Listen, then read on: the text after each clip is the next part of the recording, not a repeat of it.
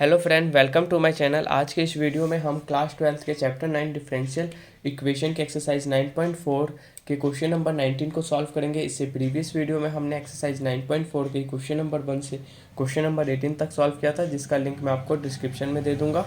और इससे पहले के जो मैं वीडियो अपलोड कर चुका हूँ उसमें हम चैप्टर 2 कर चुके हैं, इन्वर्स ट्रिग्नोमेट्री, मैट्रिक्स कर चुके हैं, डिटर्मिनेंट कर चुके हैं और डिफरेंशिएशन कर चुके हैं, एप्लीकेशन ऑफ डेरिवेटिव कर चुके हैं और हम इंटीग्रेशन कर चुके हैं, वेक्टर कर चुके हैं, प्रोबेबिलिटी कर चुके हैं और डिफरेंशियल इक्वेशन लगभग हमारा कंप्लीट होने वाला है। इन सारे चैप्टरों को हम पहले ही सॉल्व कर चुके हैं, जिसको कि आप मेरे चैनल के प्लेलिस्ट में जाके चेक कर सकते हैं। और जो चैप्टर के कुछ एक्सरसाइज रह रहे हैं उसको मैं जल्द से जल्द उनको भी कंप्लीट करके अपलोड कर दूँगा। तो अभी तक आप लोगों ने मेरे चैनल को सब्सक्राइब नहीं किया तो प्लीज़ मेरे चैनल को सब्सक्राइब कर लेना। और जैसे कि अब हम क्वेश्चन नंबर 19 को सॉल्व करते हैं। क्वेश्चन नंबर हमारा 19 क्या है?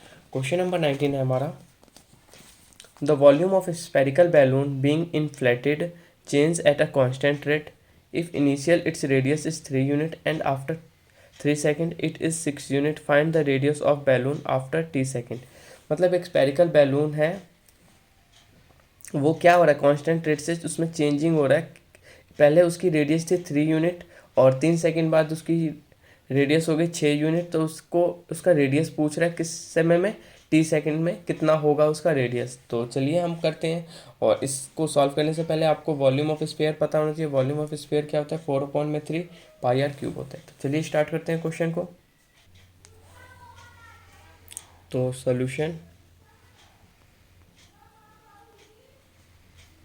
19 सोल्यूशन 19 हमारा क्या होगा? सबसे पहले अगर आपको क्वेश्चन समझ में आ गया तो हम सबसे पहले हमारा क्या होगा, डी अपॉन में डी टी इक्वल टू, हमने क्या माना उसको, के माना।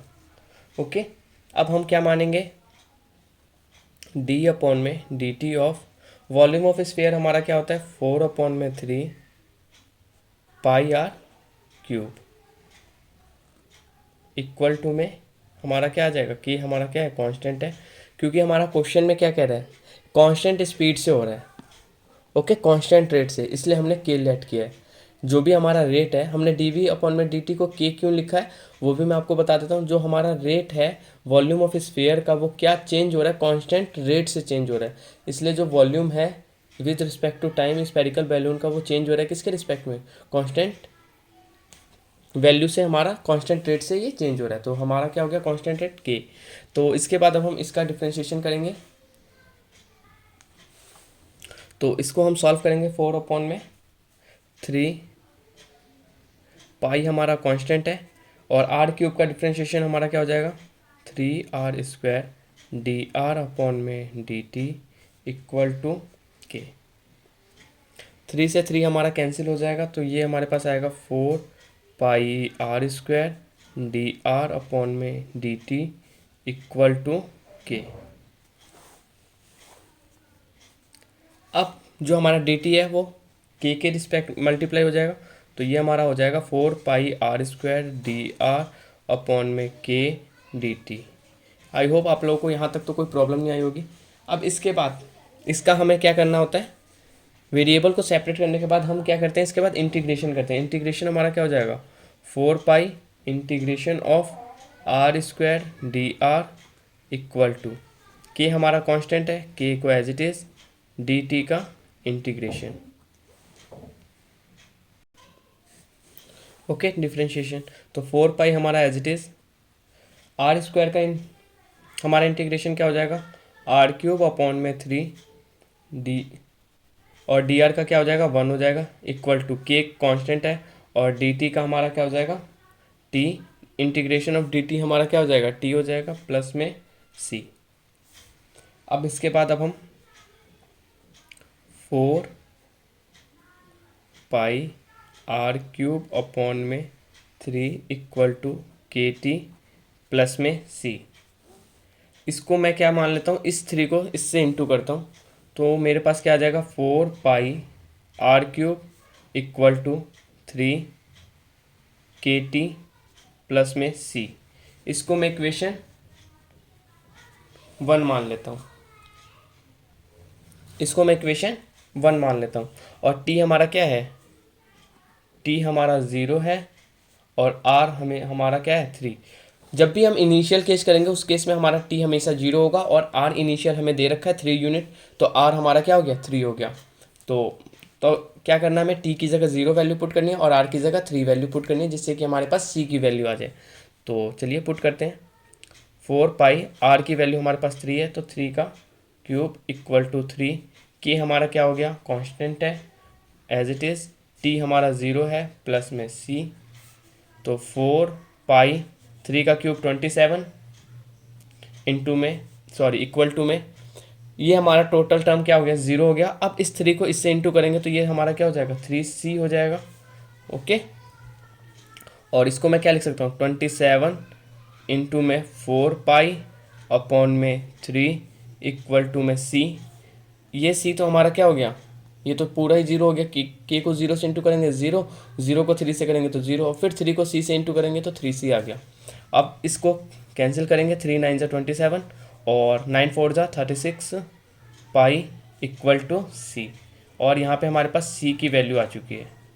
ओके, अब c की वैल्यू हमारे पास आ चुकी है। इसके बाद हमारा नेक्स्ट स्टेप क्या होता है, सेकंड स्टेप में हमें क्या करना है, r हमारा कितना हो गया 6 हो गया और t हमारा कितना हो गया 3 सेकेंड। ये क्वेश्चन में गिवन है।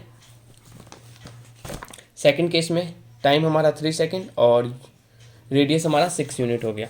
तो हमें सिंपली क्या करना है, इसकी वैल्यू पुट करनी है। तो ये हमारा क्या हो जाएगा 4 पाई इंटू में 6 का क्यूब इक्वल टू 3 के एज इट इज़, और टी हमारा 3 हो गया प्लस में। अब यहाँ पे हमारे पास जो सी की वैल्यू है वो हमारे पास वैल्यू आ चुकी है 36 पाई, तो इसकी जगह हम लिखेंगे 36 पाई। ओके, अब इसके बाद 4 पाई एज इट इज़ इंटू में 6 का क्यूब हमारा क्या होता है 216 इक्वल टू, और ये हमारे पास क्या हो जाएगा 3k हो जाएगा प्लस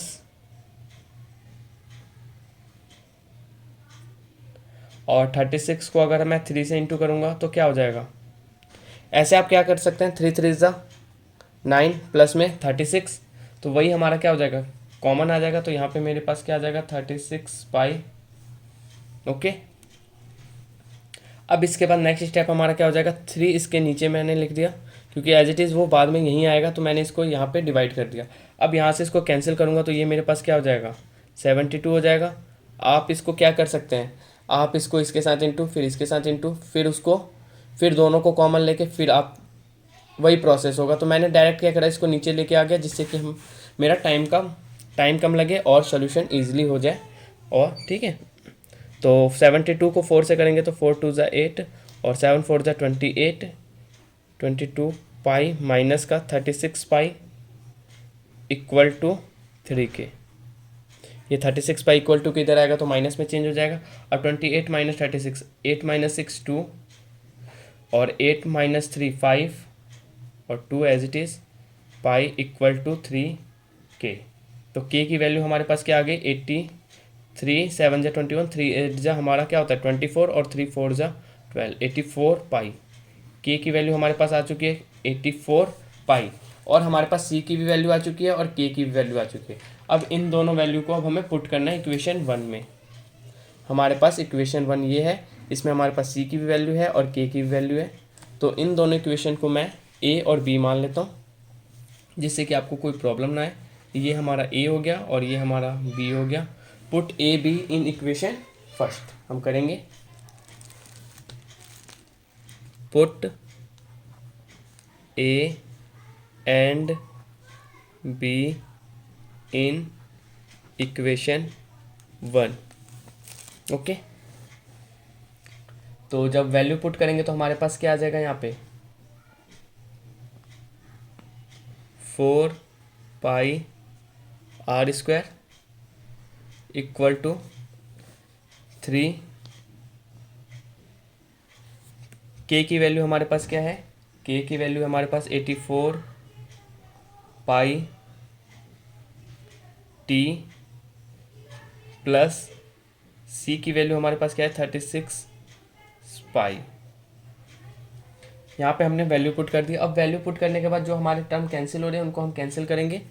तो आर हमें फाइंड करना है, तो R square as it is, और यहाँ पे मेरे पास क्या आ जाएगा R square equal to 384 pi T plus 36 pi upon में ये 4 पाई एज इट इज़ इसके नीचे आ गया। अब इसके बाद अब हमारा नेक्स्ट स्टेप क्या होगा, इस 4 पाई को इसके साथ और फिर 4 पाई को इसके साथ, तो हम यहीं पे कैंसिल कर देते हैं। अगर मैं इसको कैंसिल करूँगा तो 4 2 ज़ा 8, 4 1 ज़ा 4, पाई से पाई कैंसिल, और यहाँ से हमारा हो जाएगा 4 9 ज़ा, तो आर स्क्वायर की वैल्यू हमारे पास क्या आ गई, 3 को 21 से इंटू करेंगे तो हमारे पास क्या आ जाएगा 63t प्लस 27, क्योंकि 9 3 ज़ा 27। ओके, तो अब इस आर स्क्वायर को हम कैंसिल करेंगे। जब आर स्क्वायर इक्वल टू के इधर आता है तो क्या हो जाता है, चेंज हो जाता है। सॉरी, यहाँ पे हमारा क्या था, आर क्यूब आना था, इसके लिए माफ़ी चाहूँगा। अब आर क्यूब, जब ये आर क्यूब इक्वल टू के इधर जाएगा तो आर की वैल्यू हमारे पास क्या आ जाएगी, 63t प्लस में 27 का क्यूब, तो 1/3। तो रेडियस ऑफ बैलून हमारा कितना आ जाएगा, therefore radius of balloon equal to 63t plus 27 1/3, और यही हमारा क्या हो जाएगा, फाइनल आंसर हो जाएगा क्वेश्चन नंबर 19 का। इसके बाद क्वेश्चन नंबर 19 के बाद क्वेश्चन नंबर 20 को अब हम देखते हैं। क्वेश्चन नंबर 20, क्वेश्चन नंबर 21 और क्वेश्चन नंबर 22, ये तीनों ही क्वेश्चन हमारे बिल्कुल सेम है। अगर आपको क्वेश्चन नंबर 1 समझ में आ गया क्वेश्चन नंबर 20, तो आपको 21 और 22 में कोई भी प्रॉब्लम नहीं आने वाली, क्योंकि एक क्वेश्चन के रिलेटेड हमारा दूसरा है और तीसरा भी वैसा ही है। तो पढ़ते हैं क्वेश्चन नंबर 20 हमारा क्या है। In a bank principal increase continuously at the rate of R% per year. एक बैंक है जिसमें कि प्रिंसिपल हमारा जो मूलधन है वो इंक्रीज हो रहा है, किस रेट से, R% के रेट से हर साल। Find the value of R, हमें वैल्यू किसकी फाइंड करनी है, R की। यदि हमारा 100 रुपये जो डबल हो जाए कितने साल में, 10 साल में। जो हमें वैल्यू R की वैल्यू फाइंड करनी है, यदि हमारा 100 रुपये डबल हो जाए कितने साल में, 10 साल में, और log 2 की वैल्यू हमारे पास गिवन है, तो इसका हम सॉल्व करते हैं इसको अब हम। और ये जो क्वेश्चन है हमारे, ये ज़्यादा इंपॉर्टेंट नहीं होते, ये बहुत कम चांस होता है एग्ज़ाम में आने के इस तरह के क्वेश्चन के, लेकिन ये भी नहीं कह सकते कि नहीं आता, आता है। आपको इसकी प्रैक्टिस करनी है, आपको ये सारी चीज़ें सीखनी है। ओके, तो चलिए स्टार्ट करते हैं सॉल्यूशन 20। लेकिन काफ़ी कम बार ये क्वेश्चन हमेशा आता है, ये हमेशा क्वेश्चन नहीं आते एग्ज़ाम में। लेट प्रिंसिपल को मैंने पी माना, ओके, ये आप खुद भी लिख सकते हैं। और इंक्रीज रेट हमारा क्या है, इंक्रीज रेट को मैं मान लेता हूँ, ये बस आपको समझाने के लिए मैंने यहाँ पे लिखा है dp/dt, जिससे कि आपको कोई प्रॉब्लम ना आए। और इसको मैंने इक्वेशन 1 मान लिया। अब इसके बाद अकॉर्डिंग टू क्वेश्चन हमारा क्या हो जाएगा, रेट इंक्रीज कितना हो रहा है, R% के हिसाब से हमारा रेट इंक्रीज हो रहा है, पर साल, पर ईयर हो रहा है। तो आपको फॉर्मूला पता होगा क्या होता है, P इंटू में R/100, इसको मैं इक्वेशन 2 मानता हूँ। ओके, फ्रॉम 1 and 2,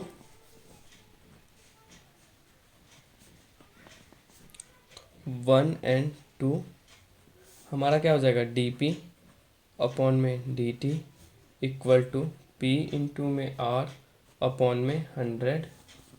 अब वेरिएबल को सेपरेट करना है, तो dp/p equal to R/100 dt।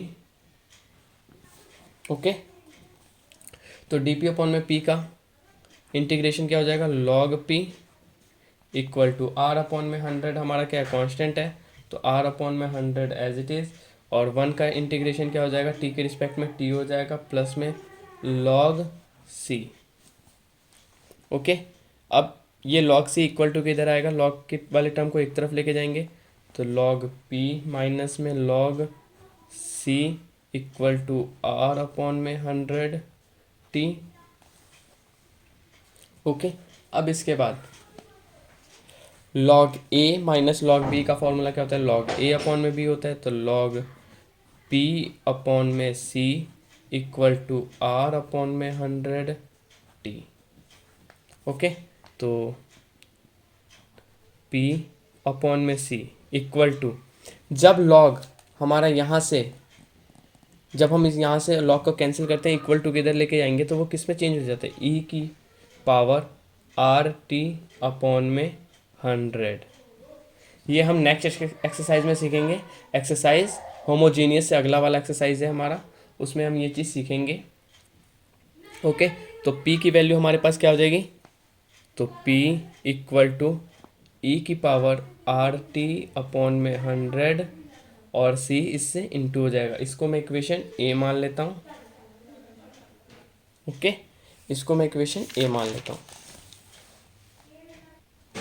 अब इसके बाद एट इनिशियल पॉइंट पे हमारा क्या होगा, at initial point, initial point पे हमारा t कितना होता है, मैंने आपको पिछले क्वेश्चन में बताया था, t हमेशा 0 लेंगे इनिशियल पॉइंट में, और p हमारे पास गिवन है कितना है, 100 है। ओके, अब इसकी वैल्यू हमें पुट करनी है फ्रॉम a,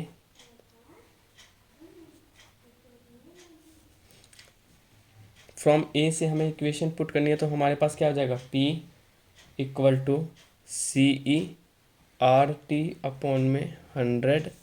ओके, तो p हमारा क्या हो गया, 100 equal to C E R T हमेशा क्या हो गया, 0 हो गया इनिशियल केस में, अपॉन में 100। तो 100 हमारा क्या हो गया, c हमारा कितना हो गया, 100 हो गया। अब 100 हमारा c हो गया, तो फिर इस c की वैल्यू हम इक्वेशन a में पुट करेंगे। Put value c in equation a। और ये क्वेश्चन आपको एक बार में समझ में नहीं आएगा, तो आप इसको 1 से 2 बार ज़रूर प्रैक्टिस करें, और आपको फिर भी समझ में नहीं आता तो आप कमेंट करके मेरे से पूछें। ओके, तो मैं इसको नेक्स्ट वीडियो में दोबारा से इस क्वेश्चन को समझा दूंगा। तो p इक्वल टू, जब c की वैल्यू हम पुट करेंगे किस में, इक्वेशन a में। इक्वेशन a हमारा क्या था, जिसमें कि हमारे पास वैल्यू पहले से ही पता थी, c की वैल्यू कितनी आ चुकी है, 100 आ चुकी है हमारे पास। इक्वेशन a ये रहा, यही थी ना, सी ई आर टी अपॉन में 100। तो ये इक्वेशन में c की वैल्यू हमेशा क्या आ गई, 100 आ गई। ओके, ई आर टी अपॉन में 100। ओके, अब इसको मैं इक्वेशन बी मान लेता हूँ। अब ये हमारा इक्वेशन बी हो गया। अब क्योंकि बी की हमें ज़रूरत पड़ेगी बाद में, तो अब हम इसका नेक्स्ट स्टेप सॉल्व करते हैं, जो कि हमारा दूसरा कंडीशन क्या गिवन है। इसमें हमारे पास टी गिवन है 10 ईयर्स, और प्रिंसिपल क्या हो जाएगा, हमारा डबल हो जाएगा। और प्रिंसिपल हमारा कितना हो जाएगा, प्रिंसिपल हो जाएगा डबल। तो इस केस में फ्रॉम बी हमारा क्या हो जाएगा, प्रिंसिपल हमारा 200 इक्वल टू सी की वैल्यू है 100 इक्वल टू आर इंटू में 10 अपॉन में 100। एक ज़ीरो से एक ज़ीरो कैंसिल, हमारा 200 equal to 100 E sorry R upon में 10। दो जीरो से हमारे दो जीरो कैंसिल, तो 2 इक्वल टू ई की पावर आर अपॉन में 10।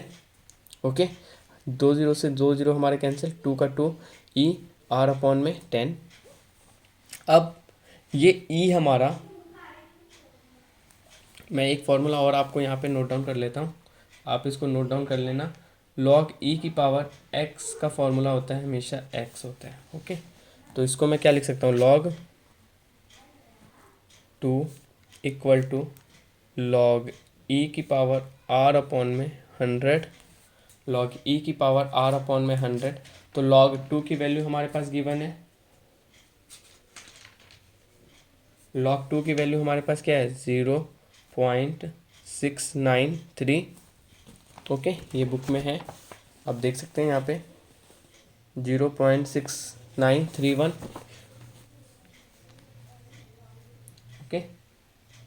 इक्वल टू आर अपॉन में 10, क्योंकि लॉग से लॉग हमारा कैंसिल हो गया।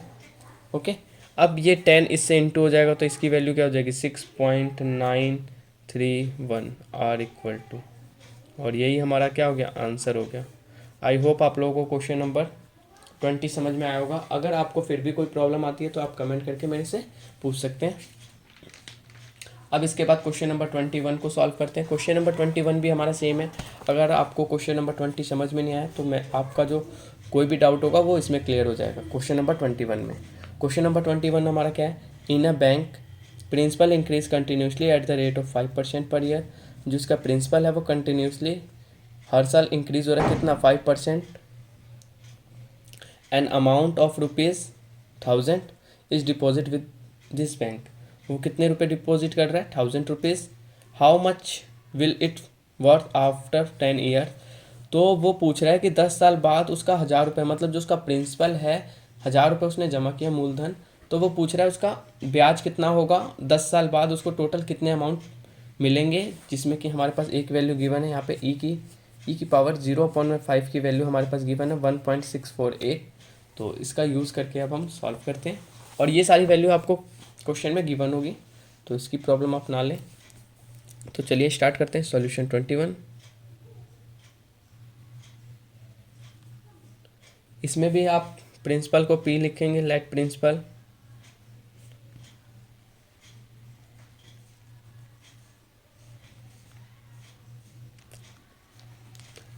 Equal to P increase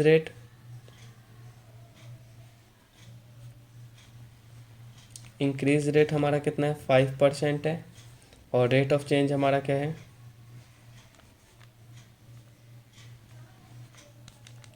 equal to D P upon में डी टी।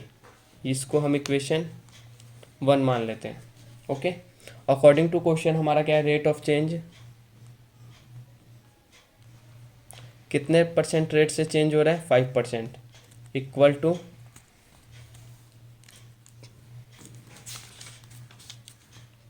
पी इंटू में 5%। ओके, तो इक्वल टू में हमारा क्या आ जाएगा यहाँ पे हमारा आ जाएगा rate of change P into में 5 अपॉन में 100, क्योंकि जब परसेंटेज आता है ये सारी चीज़ें आपको पता होगी। इसके बाद इसको अब हम सॉल्व करेंगे तो इसका आ जाएगा 0.05 पी। इसको मैं इक्वेशन 2 मान लेता हूँ। ओके, तो जिसकी वैल्यू हमारे पास क्या है डी पी अपॉन में डी टी की वैल्यू हमारे पास क्या आ गई 0.05 पी, ये वैल्यू आ चुकी है। अब हमें सिंपली क्या करना है, इसको वेरिएबल को सेपरेट करके इसको सॉल्व करना है। तो वेरिएबल को अब हम सेपरेट करते हैं, तो वेरिएबल हमारा क्या हो जाएगा डी पी, ये पी इसके नीचे आ जाएगा equal to 0.05 D T integration. तो पी का इंटीग्रेशन क्या हो जाएगा लॉग पी हो जाएगा इक्वल टू 0.05 कांस्टेंट है, टी का इंटीग्रेशन क्या हो जाएगा टी हो जाएगा प्लस लॉग सी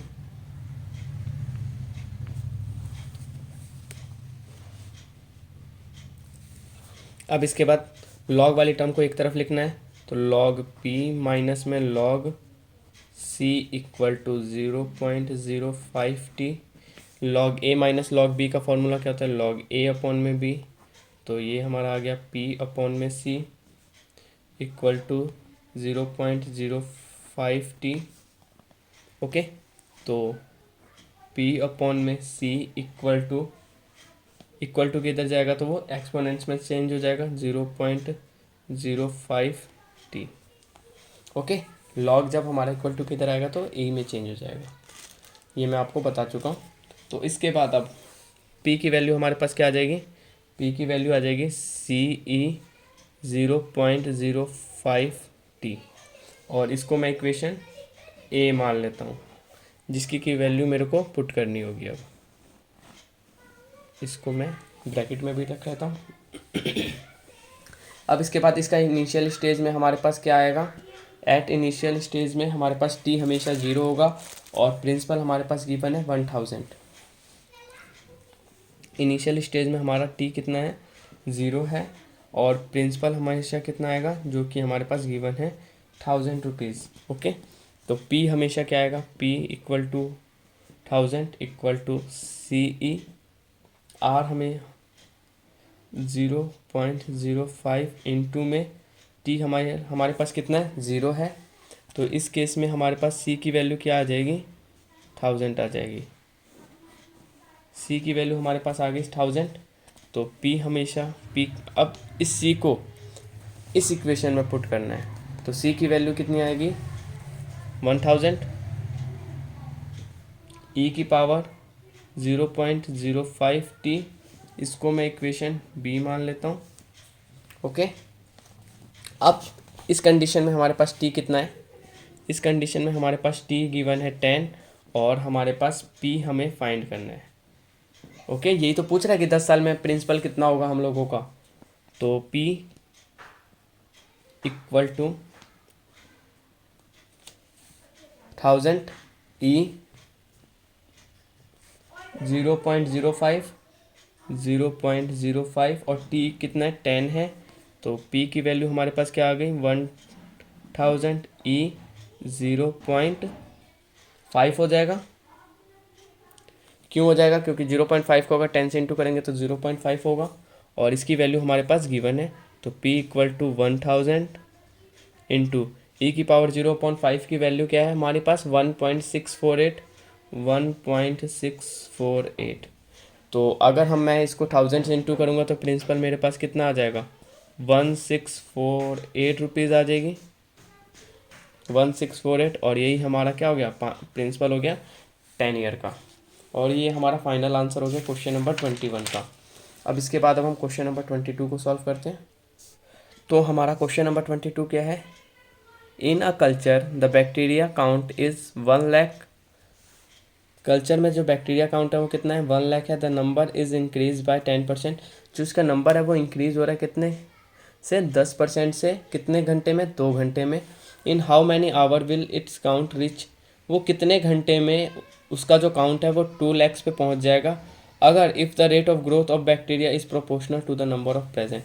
जो उसका ग्रोथ है, रेट ऑफ ग्रोथ है बैक्टीरिया का, वो किसके प्रोपोर्शनल है, कितने नंबर ऑफ बैक्टीरिया प्रेजेंट है, इसके प्रोपोर्शनल है। तो चलिए स्टार्ट करते हैं, क्वेश्चन नंबर 22 को सॉल्व करते हैं। और सॉल्यूशन हमारा क्या कौन सा है, ये आज का हमारा लास्ट क्वेश्चन है, क्वेश्चन नंबर 22। क्योंकि मैंने क्वेश्चन नंबर 23 जो कि हमारा क्या था, MCQ टाइप क्वेश्चन था, इसको मैं प्रीवियस वीडियो में करा चुका हूँ। आई होप आप लोग वो वीडियो देख चुके हैं। अगर नहीं देख चुके हैं तो आप मेरे चैनल के प्लेलिस्ट में जाके डिफरेंशियल इक्वेशन वाला प्लेलिस्ट को चेक करेंगे तो वहाँ पे आपको सारे वीडियो मिल जाएंगे। आप वहाँ से जाके सारे वीडियो को देख सकते हैं और क्वेश्चनों को सीख सकते हैं। तो चलिए स्टार्ट करते हैं क्वेश्चन नंबर 22। तो उससे पहले सबसे पहले लेट टाइम को मैंने टी लेट किया और बैक्टीरिया को मैंने वाई लेट किया, और फिर late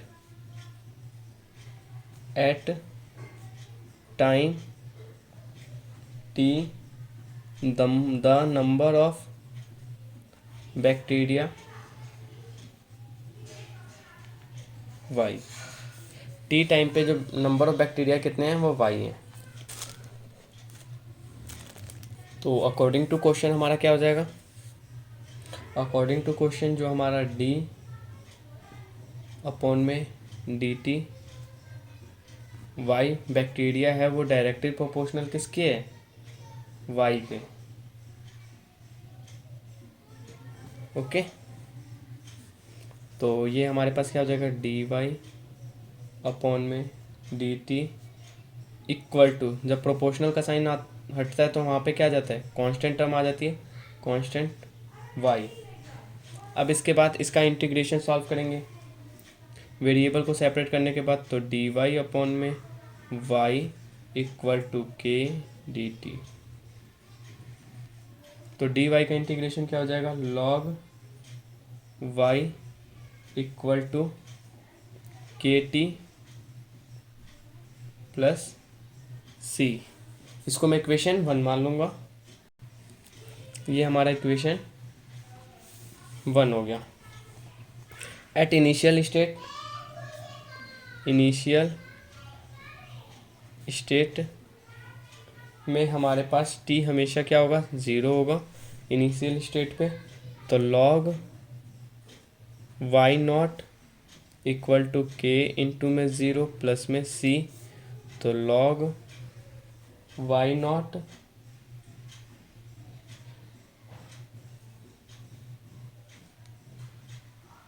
equal to c. Okay, इसको मैंने लॉग वाई नॉट क्यों लिखा, मैंने इसलिए लिखा क्योंकि आप कंफ्यूज ना हो लॉग वाई लॉग, क्योंकि लॉग वाई आगे भी यूज़ होगा, तो इसलिए मैंने इसको क्या किया लॉग वाई नॉट। इसको मैं सी की वैल्यू हमारे पास आ चुके हैं, इसको मैं इक्वेशन ए मान लेता हूँ। ओके, अब इस वैल्यू को put value A in equation first में यूज़ करेंगे। तो लॉग वाई नॉट की वैल्यू हमारे पास क्या है, सी की जगह लॉग वाई नॉट आ जाएगा, क्योंकि अगर मैं यहाँ पे लॉग वाई लिखता तो यहाँ पे भी लॉग वाई आ जाता, तो जिसके कारण फिर हमें हमारा आंसर नहीं आ पाता। तो कुछ चीज़ें होती हैं जो कि हमें अप्लाई करनी होती हैं जिससे कि हमारा आंसर आ सके। तो ये चीज़ आप भी अप्लाई कर सकते हैं। किस तरीके से, प्रैक्टिस करके। आप प्रैक्टिस जितना ज़्यादा करेंगे उतना ज़्यादा आपको क्वेश्चन समझ में आएगा और आप इजीली सीख सकते हैं। के टी लॉग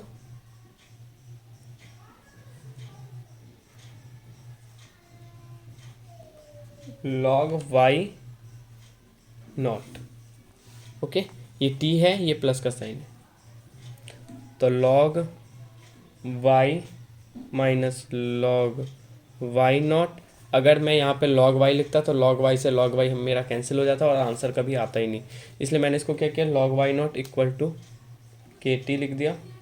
लॉग ए माइनस बी का फॉर्मूला होता है लॉग ए अपॉन में बी, तो लॉग वाई अपॉन में y not equal to k t. इसको मैं इक्वेशन 2 मान लेता हूँ।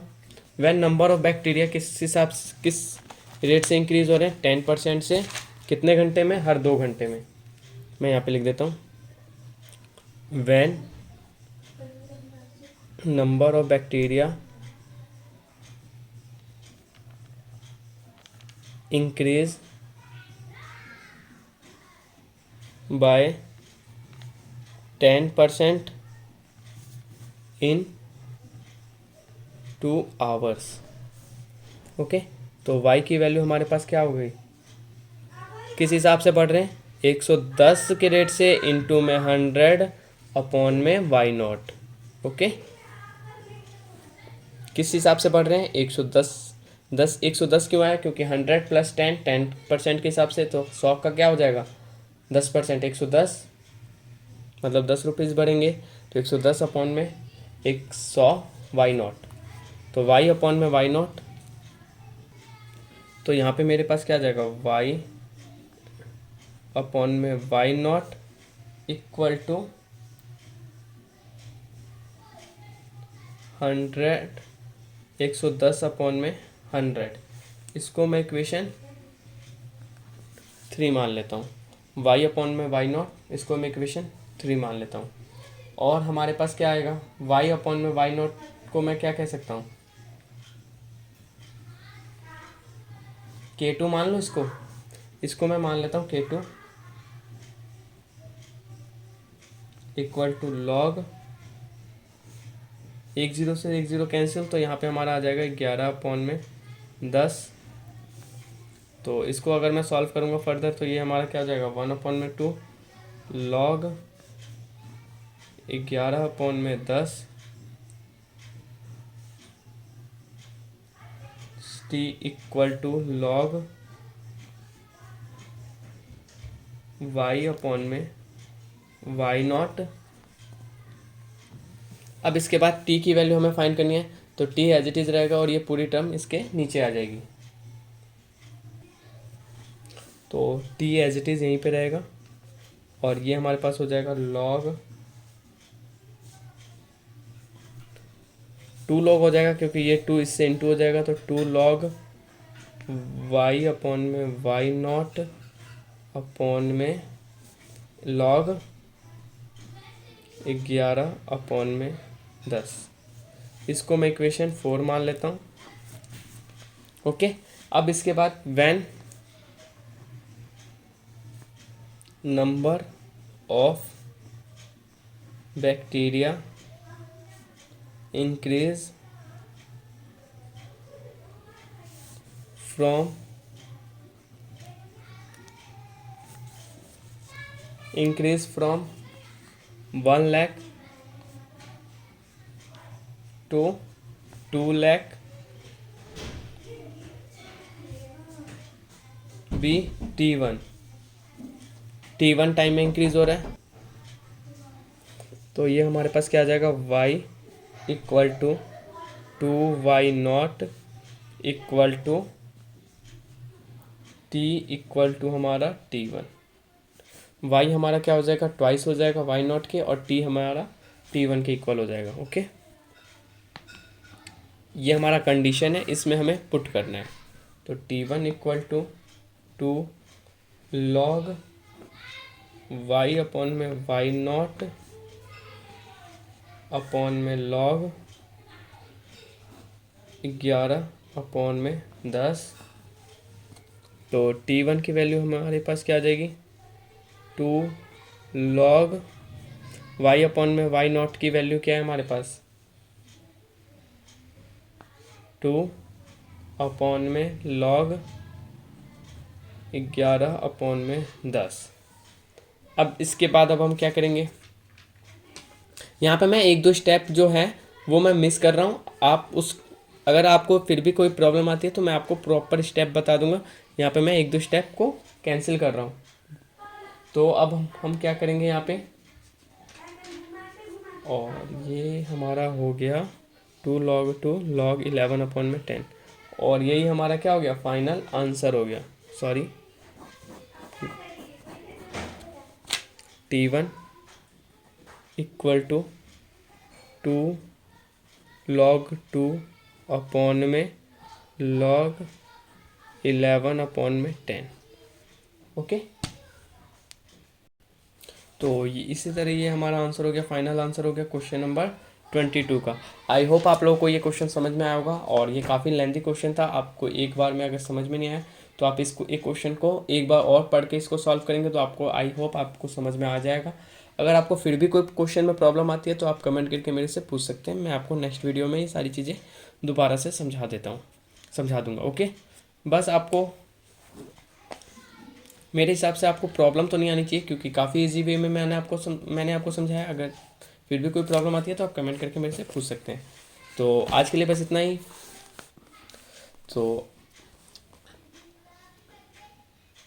तो आपको ये वीडियो कैसा लगा, प्लीज़ इसको अपने फ्रेंड के साथ शेयर करें, और अभी तक आप लोगों ने मेरे चैनल को सब्सक्राइब नहीं किया तो प्लीज़ इस चैनल को सब्सक्राइब कर लें और बेल आइकन को प्रेस करें।